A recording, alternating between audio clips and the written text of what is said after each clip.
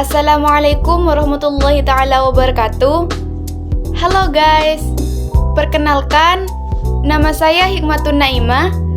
Saya mahasiswa STAIFA Pamekasan, Prodi PGMI semester 5. Saya membuat video ini untuk memenuhi tugas dari mata kuliah model pembelajaran.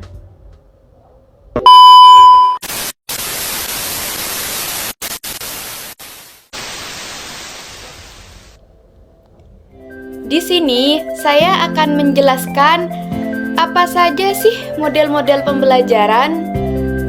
Jadi, model-model pembelajaran itu ada banyak, tapi saya hanya akan menjelaskan salah satu model pembelajaran. Sebelum masuk ke pembahasan, kita perlu tahu apa itu model pembelajaran. Model pembelajaran adalah seluruh rangkaian penyajian materi ajar yang meliputi segala aspek sebelum dan sesudah pembelajaran yang dilakukan guru serta segala fasilitas yang terkait yang digunakan secara langsung atau tidak langsung dalam proses belajar mengajar. Salah satu model-model pembelajaran yaitu model pembelajaran inquiry.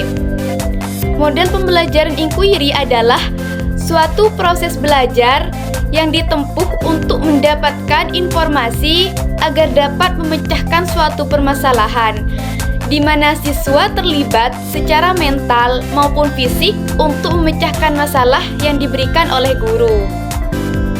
Model pembelajaran inquiry memiliki tujuan, yaitu dalam mengembangkan kemampuan intelektual juga merupakan bagian dari proses pembentukan mental. Oleh sebab itu, dalam implementasi model pembelajaran inquiry, siswa tidak hanya dituntut agar menguasai pelajaran, tapi juga bagaimana mereka dapat menggunakan potensi yang dimiliki. Jenis-jenis model pembelajaran inquiry ada 3. Yang pertama, inquiry terbimbing.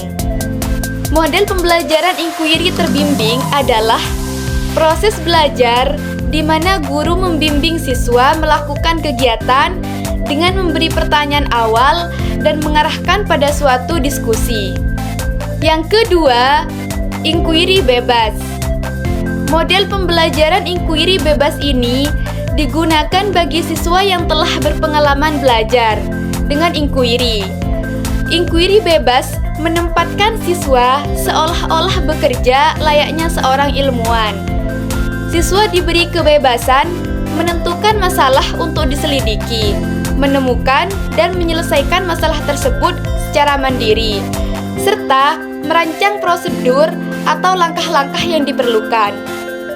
Yang ketiga, inquiry bebas yang dimodifikasikan. Jenis model pembelajaran inquiry bebas yang dimodifikasi merupakan kolaborasi atau modifikasi dari 2 inquiry sebelumnya, yaitu inquiry terbimbing dan inquiry bebas. Meski begitu, permasalahan yang dijadikan topik untuk diselidiki tetap diberikan atau beracuan dengan kurikulum yang telah ada. Langkah-langkah penerapan model pembelajaran inquiry ada 6. Yang pertama, orientasi. Langkah orientasi adalah langkah awal untuk membangun suasana pembelajaran yang responsif. Pada langkah ini, guru akan mengkondisikan siswa agar siap melaksanakan proses pembelajaran. Yang kedua, merumuskan masalah. Merumuskan masalah adalah langkah untuk membawa siswa pada suatu persoalan yang mengandung teka-teki. Persoalan yang disajikan tentunya yang menantang siswa untuk berpikir dalam memecahkan teka-teki sesuai rumusan masalah yang ingin diuji. Yang ketiga, merumuskan hipotesis. Salah satu cara yang dapat dilakukan guru untuk mengembangkan kemampuan menebak pada setiap siswa adalah dengan mengadakan berbagai pertanyaan yang mendorong siswa untuk dapat merumuskan jawaban sementara. atau merumuskan berbagai perkiraan kemungkinan jawaban dari permasalahan yang dibahas. Yang keempat, mengumpulkan data.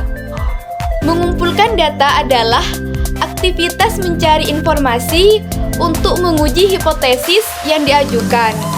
Dalam model pembelajaran inquiry, pengumpulan data merupakan proses mental yang sangat penting dalam pengembangan kemampuan intelektual. Yang kelima, menguji hipotesis.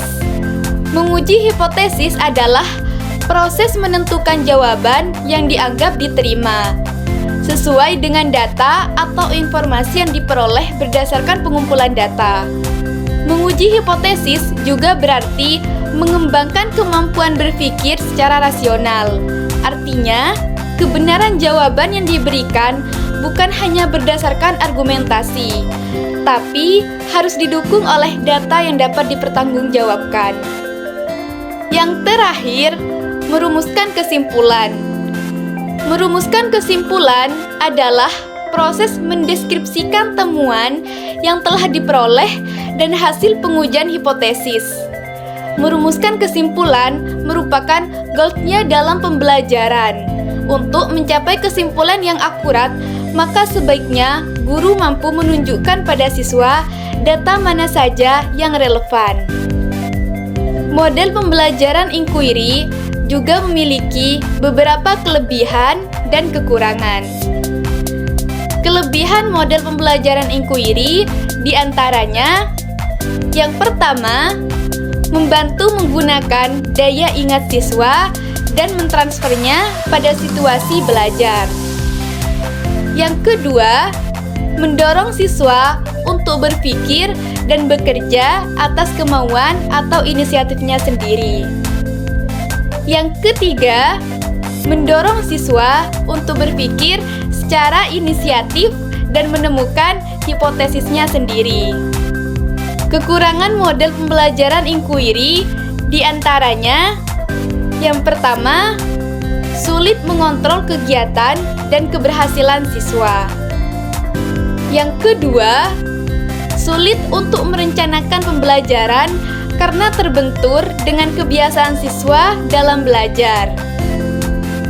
Yang ketiga, terkadang dalam mengimplementasikannya diperlukan waktu yang panjang, sehingga guru kerap kesulitan dalam menyesuaikannya dengan waktu yang telah ditentukan. Sekian dari saya, terima kasih telah menonton video saya. Assalamualaikum warahmatullahi taala wabarakatuh.